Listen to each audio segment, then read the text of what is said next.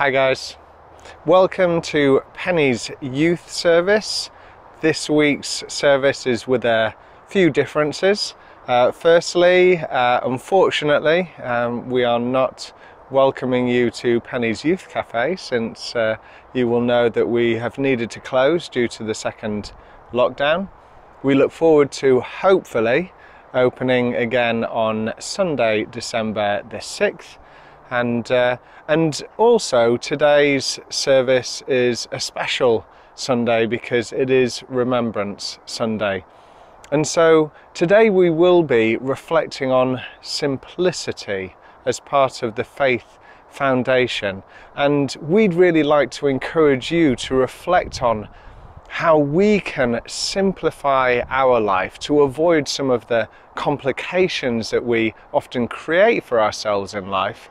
And on this Remembrance Sunday, it's also really good to appreciate the fact that we can afford to simplify our lives because of the great sacrifices that many people have made so that we can live a good life in the country where we are. So during the week ahead, can we encourage you to just stop for a moment and give thanks for people who have made sacrifices and continue to make sacrifices so that we can appreciate the freedom we have today. And as we reflect on simplicity today, I have in fact ridden my bike over to a very special place called Water Orton. And today's guest speaker is Gary Daniel, who is one of the ministers over here at Water Orton. And he is going to be helping us reflect on today's question, which is, God challenges us to live a life with the discipline of simplicity. What do you think this means? And we are going to do things slightly differently today. So instead of handing over to the band, I'm going to hand straight over to Gary. Thank you, Gary. Hi folks, I'm Gary and I want to tell you a story. Now, one was the daughter of a world famous pop star and the other was heir to a multi-billion-pound hotel chain. The first one is Nicole Richie, daughter of Lionel Richie, who you may or may not have heard of. He sang a song called Hello, Is It Me You're Looking For? But we're not here for a performance from me. We're here to hear this story. The other is Paris Hilton, and you might have heard of the Hilton brand of hotels, the Hilton chain, and they do high-end hotels all over the world. And so her daddy owns that, and she is worth a lot of money as well because ultimately she owns that. So yeah, basically they are used to a lifestyle of private jets, of parties, of high-class accommodation and constant pampering and swimming pools and beautiful food and everything like that. They were rich, they were spoilt, and they were absolutely loving it. Then some TV executives in America, so these girls are American, okay, some TV executives in America came to the girls with a really good idea. They'd come up with a format for a new reality show, so like I'm a Celebrity, Big Brother, things like that, okay, they're the reality shows, and their idea was that rich girls from the city would be asked to dump the free spending, the endless possessions, and the relentless glamour, and go to live on a farm in the country. Cameras would follow them as they struggled to adapt from a life spent filing nails to one that included milking cows and shoveling pig poo. And yeah, it was to be called The Simple Life. And Paris and Nicole were perfect for the lead roles. Now, these girls, they obviously had nothing better to do. And so why they agreed to do it is a different matter. Probably they were offered lots of money. I don't know, although they had lots of money. Who knows? But why they agreed is open to speculation. But the show went ahead as planned. On one hand, it was trash TV of the lowest order.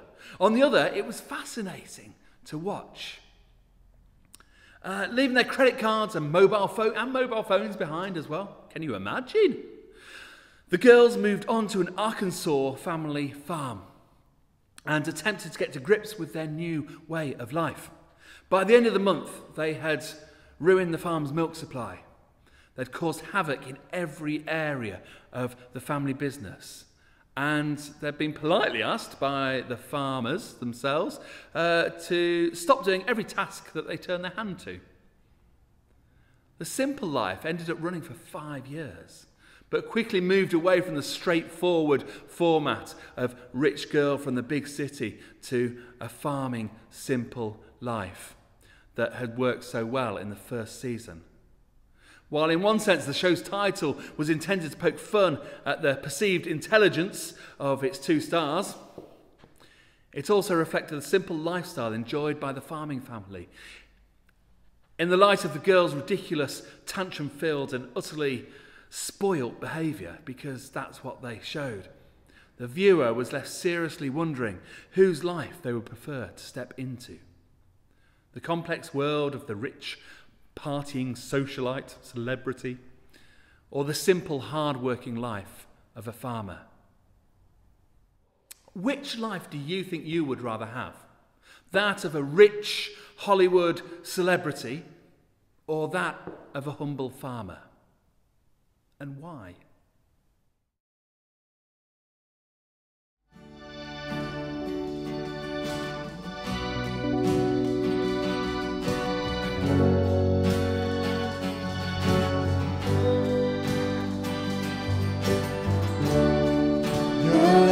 Supported like a real solid globe, like a vow that is tested, like a covenant of old. Your love is enduring through the winter rain and beyond the horizon. Your mercy flows today. Faithful you have been, faithful you will be. You pledge yourself to me, and it's why I sing your praise will ever be on my lips, ever be on my lips. Your praise will ever be on my lips, ever be on my lips. Your praise will ever be on my lips, ever be on my lips. Your praise will ever be on my lips, ever be on my lips. You father the orphan, your kindness makes us whole, and you shoulder weakness, and your strength becomes our own. You are making me like you, loving me in white, bringing beauty from ashes. You will have your right, free your heart of guilt, and breathe above your shame, and know that your name. And it's why I sing your praise will ever be on my lips, ever be on my lips. Your praise will ever be on my lips, ever be on my lips. Your praise will ever be on my lips, ever be on my lips. Your praise will ever be on my lips, ever be on my lips.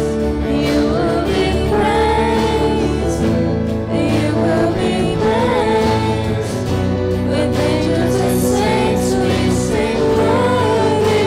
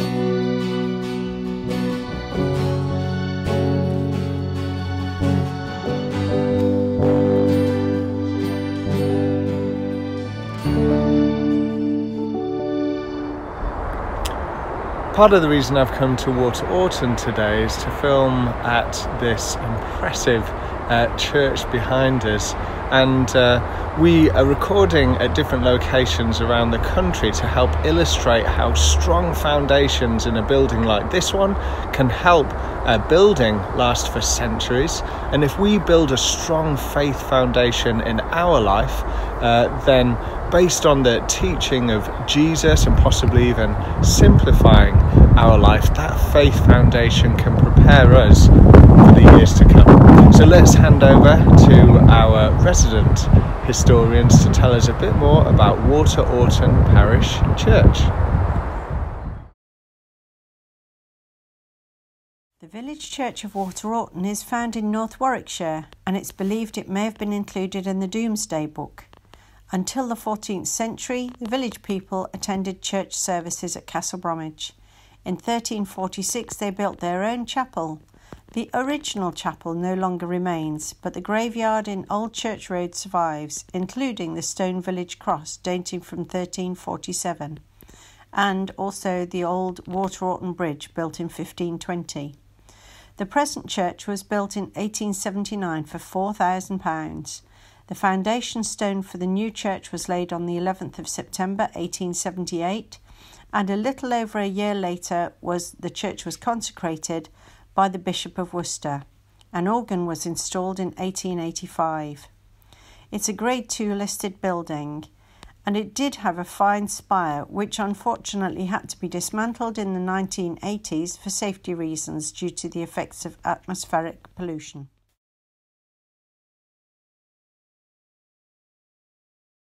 Godliness with contentment is great gain, for we brought nothing into the world, and we can take nothing out of it. 1 Timothy verse 6, page 6 to 7. I'm here today recording inside Water Orton Parish Church. It's got beautiful, there's the altar, and it's got a beautiful ceiling as well here in the chancel, which I absolutely love. I think, yeah, it's a beautiful place. But, you know, actually as a church, it has been helping people cement their relationship with God for many, many years. And people have built firm faith foundations in this place and beyond these four walls as well. And that's what we're thinking about, how we build our faith foundations. We've also just heard the word from 1 Timothy chapter 6. And if we cast our minds back to those verses seem to suggest that there are some things that we need, which are good for us, and some things which we want, which perhaps aren't. So as we think about our lives, there are things that we need, which are good for us. And there are many things that we want, which perhaps aren't the best thing for us. And so today, the discipline that we're thinking about is simplicity.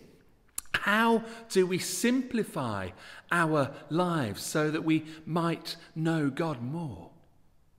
I'm going to talk about how we might simplify our lives so that we have all of the first category, all the things we need, and maybe care less about the second, really, care less about wanting stuff. And I'm going to refer to stuff a lot, but that's just the stuff that we have in our lives, our possessions, those things that we don't really need. And so we were thinking about our possessions before. I asked you a question of what possession could you not live without? I mean, I have to be honest, I would find it really difficult to live without my phone now. I really would, because there's so many things on there. It helps me keep in touch with people. It's my diary. I can record onto it. I use it as a camera. I read my Bible on it. I take notes on it. I do all sorts of things. I play games on it. And so actually, I would really struggle without my phone. But a question I found asking myself, and I wanted to ask you as well, is which possessions actually lead us away from spending time with God? Which possessions actually take us away from spending time with God and walking in His ways? That's a really good question, because actually my phone does do that, because it distracts me a lot. I do read my Bible on my phone, but not as much as I should. I actually find it easier to read a physical Bible.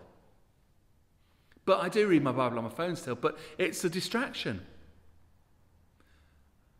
You see, riches and possessions do not actually make people happy.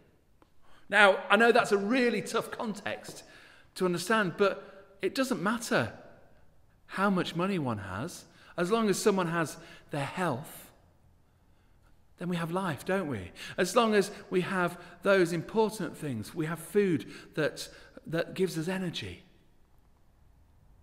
Those are the things we need in life. Yes, riches and money may make those things possible, but money in itself doesn't actually make anyone happy. Just ask your local friendly millionaire. It doesn't actually make them happy. The actual money doesn't make one happy. It's what that money can buy, and for those things that we need, that makes us happy. In the short term, things, stuff, we're back to that stuff again, might make us happier. But in the long term, those things, that stuff, doesn't.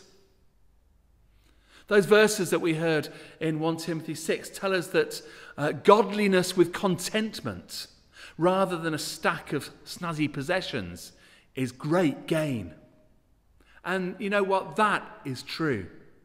Godliness with contentment.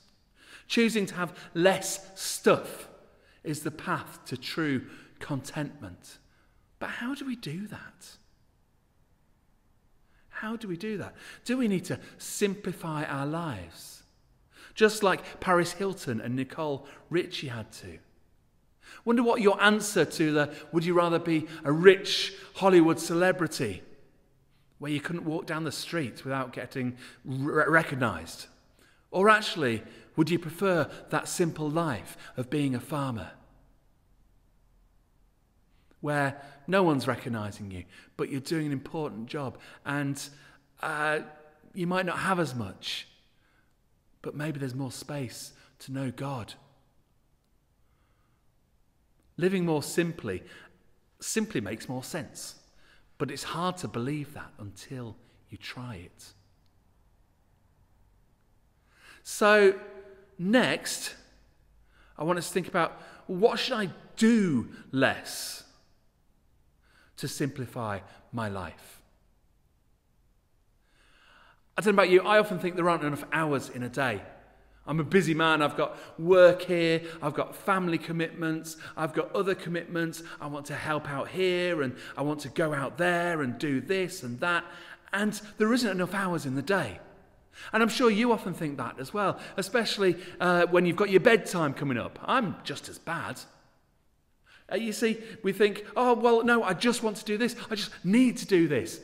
And there just isn't enough hours in the day.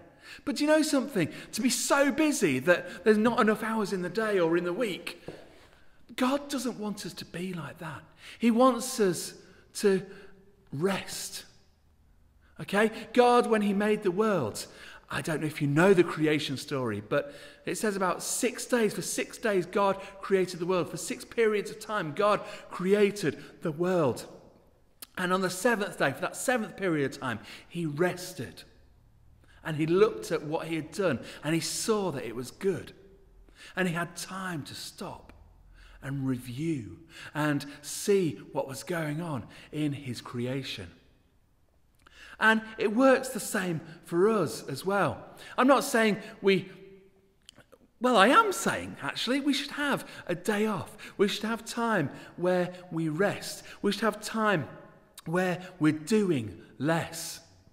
And that's going to be one of my challenges to you today as well. We need to have time that feeds the soul.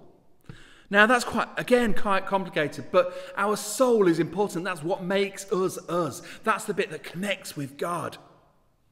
Our soul. Our being, that's all of us, okay, but our soul is within us, and that's what connects with God. And we need time to feed the soul, and feed the soul with good things. And that helps us live a life that is content and at peace. And peace is something that we all want in our lives, isn't it? So what feeds our soul? What leaves us feeling refreshed What leaves us feeling exhilarated, uplifted, and more like the person that we were created to be? Because I know actually that sitting down in front of the TV every night and flopping because I'm so tired and watching stuff that, yeah, it's a series, it's very good, okay, but actually it doesn't feed my soul. It doesn't make me feel refreshed or exhilarated or uplifted. Gaming doesn't either. It often leaves me feeling frustrated and annoyed. Time with friends can. Time with God definitely does do that. So that leads us on to my third and final point. What could I do more? And so if we're stripping things out of our lives, getting rid of stuff that then creates more time, and that's what I would challenge you to do. Have a think about that stuff that gets in the way. What can we move away? What can we get rid of to create more time for ourselves to feed our soul? And then what do we do with that time? What are those good things that feed our souls? Is it long walks in the country, seeing nature all around us? I love this time of year. It's autumn at the moment, and I love seeing the leaves and the colours, the browns, the oranges, the reds, the yellows, the golds. I just love it. I see God in all of it. I see God in the frost that we had this morning, in the spiders' webs that are there, in the birds that are still tweeting in the trees, and the squirrels that run across digging their acorns. That feeds my soul, you might be able to tell. I'm passionate about that. That's what exhilarates me. Maybe that's not for you. Maybe it's reading. Maybe it's doing artwork or journaling. Maybe it's spending time with good friends. Maybe it's riding your bike or going out for a run. Maybe it's listening to God, just stopping. Maybe it's listening to music. There can be 1,000 different answers, and I wouldn't expect you to have the same answer as me, or answers. There's more than one thing that can feed our soul. But when you think about those things that are good for you, ask yourself, do you do enough of this? Do I do enough of this? Is this how I prioritize my rest time? Because I don't a lot of the time. And as I say, my rest time becomes time that I just flop in front of the TV. And it's not that good for me. Or I get my phone out and I start playing Yahtzee. That's my game of choice at the moment. And that's what I do. But that's not good for my soul. And then the rest of my life is just full of busyness and stuff. So in conclusion, and a challenge for you all as well, I want us to think about how we need to follow this discipline of simplicity. How it'd be so good to do that. I want us to think about how we might feed our soul. And not with junk food. Stuff that ain't really that good for us. What really gets us going? What really exhilarates us? What really can bring us closer to God? You see, when we spend time with God, or doing those things that feed our soul, doing those things that doesn't involve stuff, that draws us closer to God. Naturally, it draws us closer to God, more like what we were meant to be. God has created us to be with Him, and not be all wrapped up in the trappings of this world with our phones and our games consoles and our TVs. He's created us to be with Him. We need to declutter our lives, what we have and what we do, so that we can be more and spend more time with Him, because we find ourselves drawing closer to Him then. And it says in Matthew chapter 11 verse 28 that there is no rest to compare with that offered by Jesus. And so we only find that rest and that peace when we really truly know Jesus. And this discipline of simplicity helps us to know Jesus more and know Him better. And so our challenge to you guys is to, one, I want you to think about how you spend your weekends. Okay, I know weeks are busy, you're at school, okay, you get ready for school, you come back from school, you've got homework to do, you've got clubs to go to, you've got pennies to come to maybe as well, okay, you see your mates maybe, although not during lockdown, you know, but you've got different things to do, that's fine. Think about how you spend your weekends. Can you make a time that you will spend disconnected from the internet, away from your phone, and not watching TV or playing video games? Do you think you can do that? And if so, how long can you do that for? How much time can you make? How much can you tear yourself away from the stuff so that you can be more at peace and know more rest and know Jesus more? Could you give 30 minutes, half an hour, 2 hours?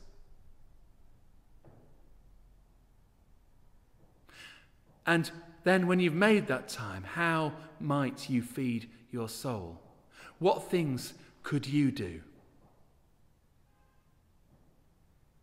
It might only be small steps to start with. Maybe doing some journaling. Maybe writing a prayer to God. Maybe going out for a walk and talking to God as you do that. This will help you to live your life more simply. And one thing that's really struck me as well is with all of these disciplines that we've been looking at and we will continue to look at as well, but especially this one of simplicity. And I speak to myself here as well because I'm not very good at it. Okay, I'll put my hand up and be honest. Okay, I'm not very good at making this time of putting stuff aside. But I've challenged myself here as well. And the one thing I want us to remember as well is actions speak louder than words. Because it's well and easy for me to stand here and say, oh yeah, let's do this, let's do that. Okay, but my actions will speak louder than my words. So when you next see me, ask me. Ask me if I've made that time. And I'll ask you as well, and we'll have a chat about it. But actions speak louder than words with all of these disciplines. But I encourage you to simplify your life by taking on these challenges. Take care. God bless. Can't wait till I see you again. Stay safe. Bye.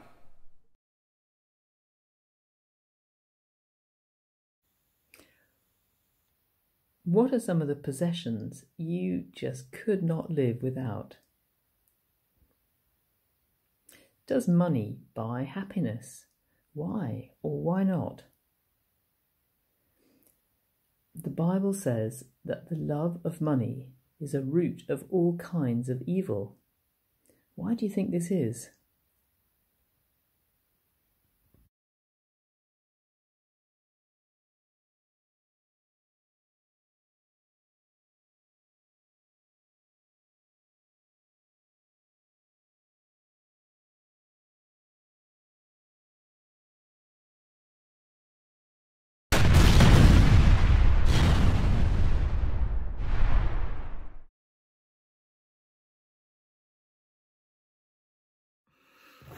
Hi everyone, I'm back again doing another Faith in Action slot, and today we are thinking about the discipline of simplicity.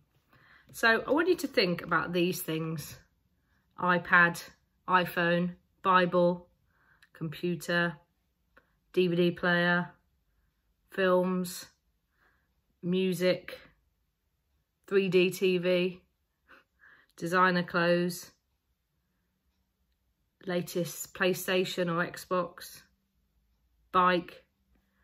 So you're given all these items, but then you're told you have to get rid of 5 of them. Which 5 are you going to keep? So I want you to think about which 5 you would keep. Maybe write it down or share it with a friend now. 5 of them which you are going to keep. And then we're going to think again. So you've got this list again, the same items: iPad, iPhone, Bible, laptop, DVD player, films, music, 3D TV, clothes, latest PlayStation or Xbox, bike. This time you can only keep 2. Which 2 would you keep? How would you feel about life without the other 8? In the Bible, it suggests that we need to live simply and not have all these distractions around us, because often they tear us away from God, who wants to have a relationship with us. So think about what you want versus what you need. Think about what you've got in your life, maybe that you could do without. Maybe it's something you could put in a box and give away to charity. Or maybe it's something you could pass on to a friend. And can you live your life a bit more simply this week? Thanks for watching. See you soon. Bye.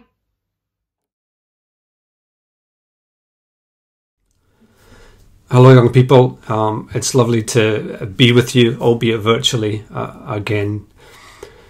Paul has asked me if I will pray with you, and that's something I'd be delighted to do. And I want to pray on the basis of a sort of soundbite, a very, very famous passage in the Bible, which goes like this: "If I speak with the tongues of men and of angels, but have not love, I am a resounding gong, a clanging cymbal." I love the idea that the noise of this world is seen as contrary to love. The noise that people make when they make themselves larger is seen as contrary to love. And so I'd like to pray into that for you today. So let's pray together, shall we? Heavenly Father, I pray that for the young people collected here, that you give them a desire, an appetite for being still, for being calm. I pray that when that happens, when they take time to practice the discipline of being still and being calm, that they recognise the person that they see there, and that amidst all the noise of a young life, they're able to recognise a noise-free version of themselves. And I pray that out of that discipline, they might develop a greater appetite for love. I pray that they might develop an appetite to love themselves. I pray that they might develop an appetite to love God and to love other people. Because this is what Jesus asked them to do, and he was the most loving thing that we have. Amen. Thank you again for joining us at today's Penny's Youth Service, and a big thank you to Gary for sharing today's message and for encouraging us all to reflect on how we can simplify our lives so that we can draw closer to Jesus. We really want to encourage you during the week ahead to set aside some time to reflect on the great sacrifice that people have made, so that we can appreciate the freedom that God blesses us with in this country. And although Penny's is closed, please feel free to join us at one of our Zoom groups, which are about to be advertised on the next slide. We look forward to starting a new youth service series next Sunday, so we hope that you can join us next week at the same time on YouTube. Thank you and God bless you. Bye.